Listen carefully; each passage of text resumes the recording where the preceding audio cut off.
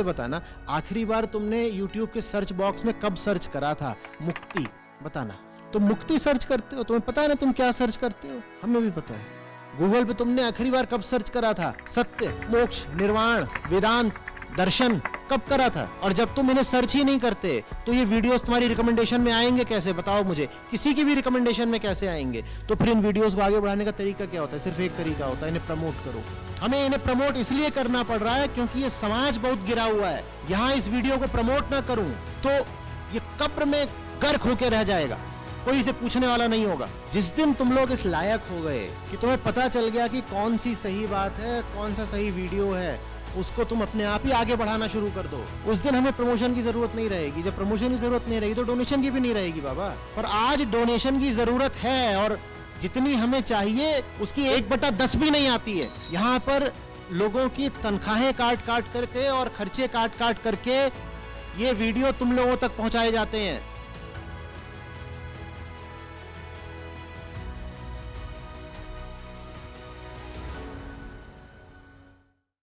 प्रणाम आचार्य जी। मेरा प्रश्न एक पुस्तक से है। उसमें एक कोट है, इट्स लाइक जो भयानक है वो हमसे कुछ छीन नहीं सकता और जो आकर्षक है वो कुछ दे नहीं सकता। ये बात समझ में नहीं आई। जिन चीजों का लालच करते हो और जिनसे डरते हो उनके बारे में। वास्तव में कुछ भी भयानक होता नहीं है, वो बस भयानक लगता है। तो जो वहां लिखा है जो भयानक है उसको ऐसे पढ़ो कि जो भयानक लगता है, क्योंकि भयानक अपने आप में कुछ नहीं है।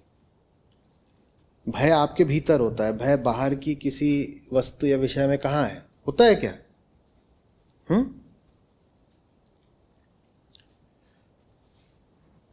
आप बैठे हो परीक्षा केंद्र में और नकल कर रहे हो, तभी वहां निरीक्षक घुसता है दरवाजे से, बड़ा भयानक लगेगा ना। और कोई दूसरा है, वो आराम से बैठ करके अपना लिख रहा है, नकल वकल से कोई मतलब नहीं, उसको लगेगा भयानक? उसको नहीं लगेगा। तो भय वगैरह दुनिया में नहीं होते। भय हमारी अपनी स्थिति होती है। आपकी जो हालत है उसी के हिसाब से कभी आपको लालच हो जाता है, कभी भय हो जाता है। यही बताने के लिए जिससे तुम डर रहे हो वो वास्तव में डरावना नहीं है, तुमने उसको डरावना बना दिया है। और जिसका तुम लालच कर रहे हो उससे तुम्हें सचमुच कुछ मिल नहीं जाना।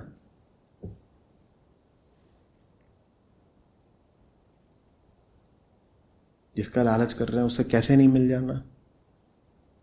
क्योंकि जो लालच करने वाला है वो जानता ही नहीं कि उसे वास्तव में चाहिए क्या।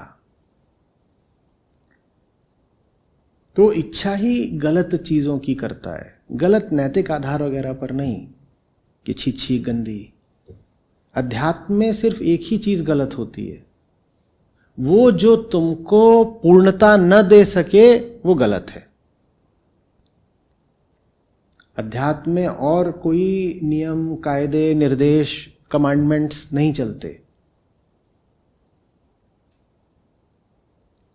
समाज का कानून, देश का कानून, दुनिया का कोई कानून अध्यात्म नहीं मानता। अध्यात्म बस एक कानून मानता है, तुम अतृप्त हो, तुम्हें पूर्णता चाहिए। तुम भ्रमित हो, तुम्हें स्पष्टता चाहिए।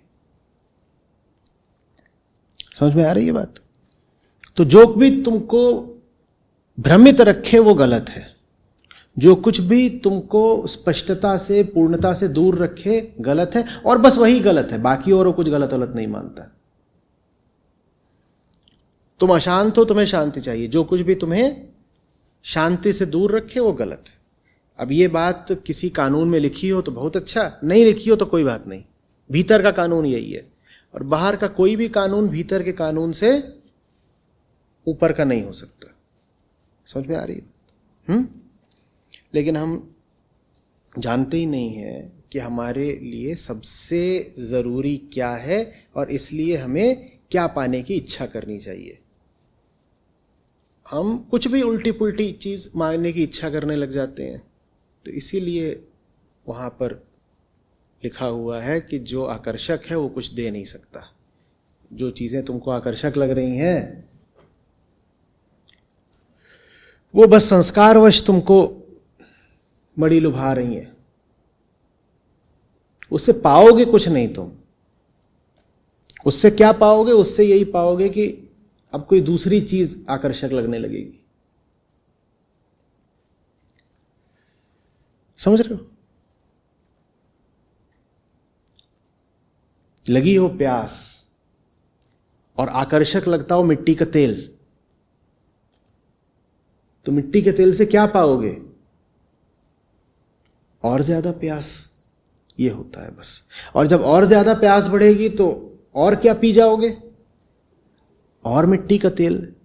या अगर तुम बुद्धिमान किस्म के होगे तो कहोगे इस बार मिट्टी का तेल नहीं पीऊंगा। हम जिंदगी में तरक्की करते हैं, बदलाव लाते हैं, विकास की हमारी यात्रा है, इस बार डीजल पिएंगे। इतने मूर्ख थोड़े ही हैं कि पुरानी गलती फिर से दोहराएं।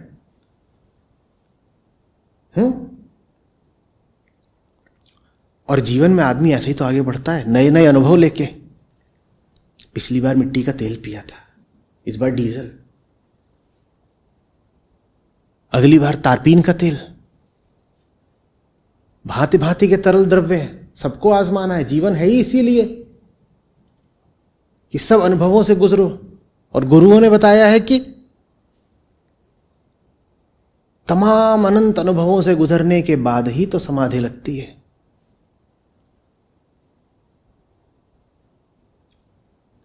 डीजल के बाद पेट्रोल, और पेट्रोल भी इतने तरीके का है, 98 octane, 95 octane, 91 octane, premium, extra premium, हम सब आजमा के देखेंगे।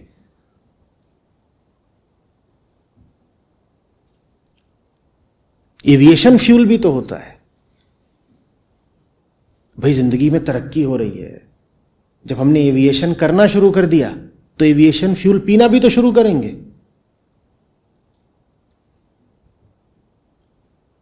हवाई जहाज वाला जो ईंधन होता है, समझ में आ रही है बात?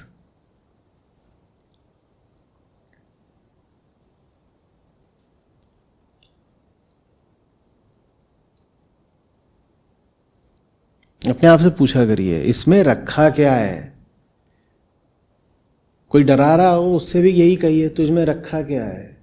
कोई लुभा रहा हो उससे भी यही कहिए, क्या तुझमें रखा क्या है। और आईने के सामने खड़े होके सबसे पहले यही कहिए, क्या तुझमें रखा क्या है।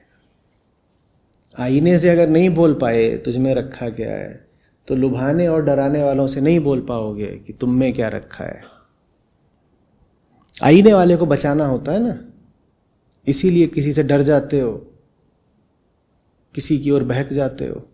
आईने वाले को बचाने की मंशा छोड़ दो, क्योंकि उसमें रखा क्या है।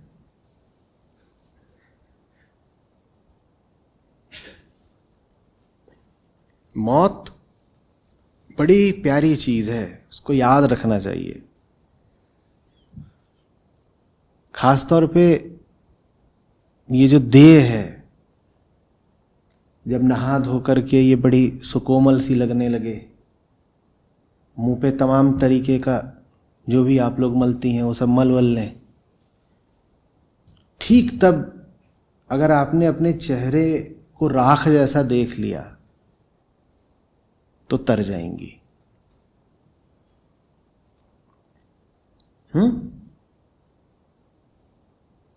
ये जो इधर हाथ में पीछे की खाल होती है, मोरी, गोरी, मुलायम, साफ बिल्कुल, इसको देखिए ऐसे।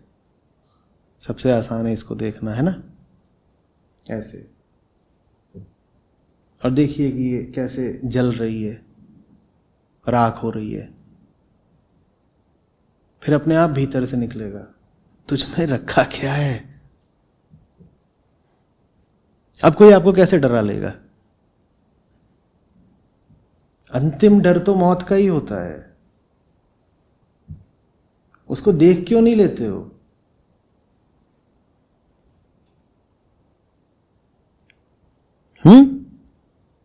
ये मुलायम जो गाल है, शरीर में जो सब चर्बी होती है ना, हमारे शरीर में जहाँ चर्बी ज़्यादा होती है वही जगह बहुत आकर्षक हो जाती है और ज़्यादा। और आग में सबसे ज़्यादा जल्दी क्या जलती है? वो सिर्फ स्वयं जल्दी जलती नहीं है, वही और चीज़ों को भी जलाती है। चर्बी ही तो ईंधन है। वही चर्बी जब तक जिंदा हो तो ऐसा लगता है यही खूबसूरती है मेरी।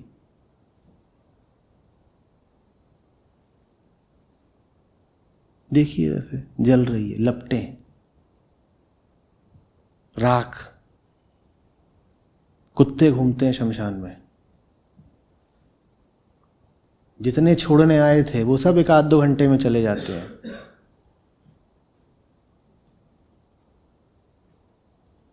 अंगारे अभी पूरी तरह ठंडे भी नहीं होने पाते, फिर कुत्ते आते हैं, उन पर मूत कर उनको ठंडा करते हैं। बता तुझमें रखा क्या है?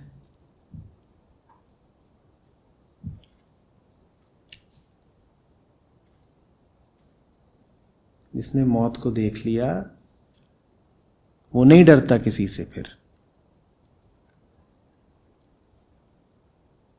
समय का ही तो खेल है। 20 साल बाद होगी कि अभी हो जाए, तू डरा किस बात से रहा है?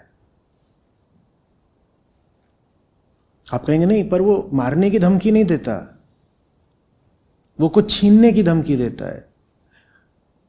छीनने की तो मर के बचा ले जाओगे। जब यही छिन जाना है तो बाकी क्या है जो नहीं छिनेगा? और ये तो मौत की घड़ी में छिनता है, बाकी सब तो मौत से पहले भी छिनता जाता है। जब उसको छिन ही जाना है तो उसमें रखा क्या है?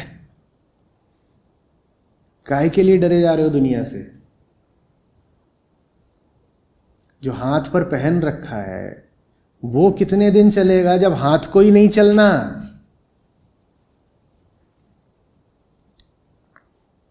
जो जेब में भर रखा है वो कितने दिन चलेगा जब जेब को ही नहीं चलना?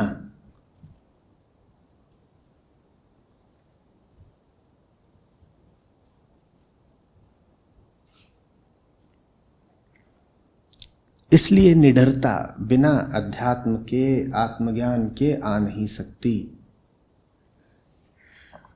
कोई आत्मज्ञानी है या नहीं, ये इससे भी निर्धारित कर सकते हो कि उसके जीवन में अब डर कितना बचा है।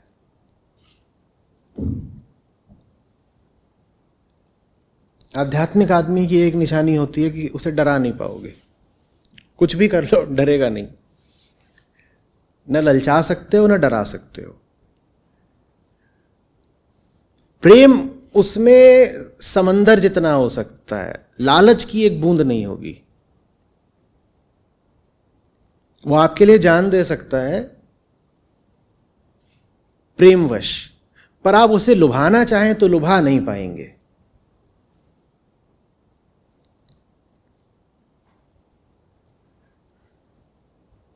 बात समझ में आ रही है?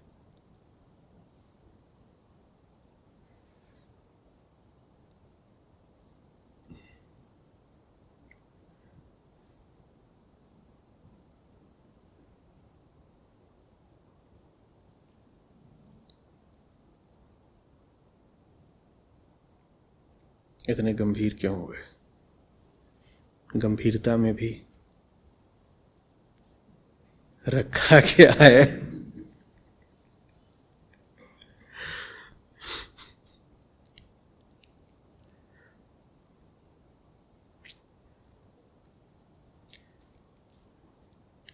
जब कहीं कुछ नहीं रखा तो जीवन फिर हल्का हो जाता है। ये ज्ञान का प्रसाद होता है, एक हल्कापन, हल्के, सहज।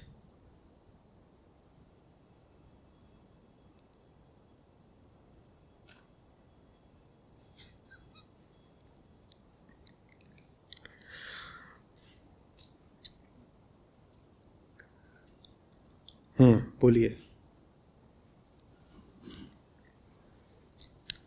सब पार्टी वाले लोग सोच रहे होंगे, अभी अभी घुसे हैं, सोच रहे हैं ये क्या हो गया। यहाँ सैटरडे नाइट बन रही थी, बड़ी मुश्किल से हैंगओवर के साथ उठे हैं, सुबह भाग के आए यहाँ घुसते ही सुनाई पड़ रहा है कि खाल जल रही है, चर्बी जल रही है, इसमें रखा क्या है। जैसा आजकल मीम चलता है ना, गजब बेइज्जती है।